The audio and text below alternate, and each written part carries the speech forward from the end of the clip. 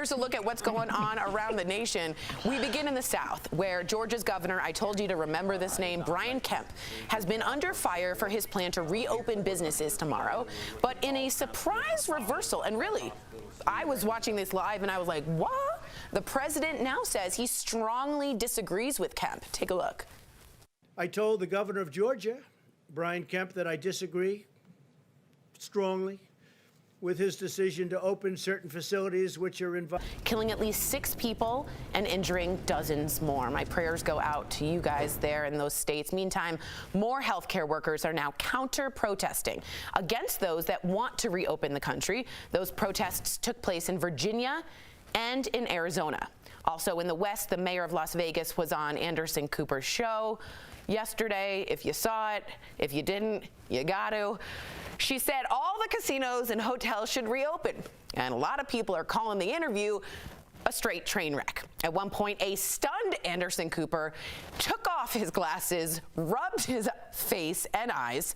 Check out what the mayor said in response to Anderson's question, asking how she plans to keep people safe at a busy casino where they're drinking and gambling and playing slot machines. Take a look at what she said. How do you do that in a casino?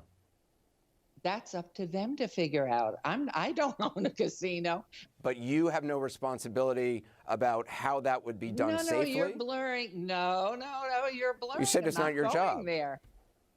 I am not a private owner of a hotel. I wish. Map of China, and she says, this is Nevada, not China. And he goes, well, that's ignorant. I mean, it's a really fascinating 20-minute conversation.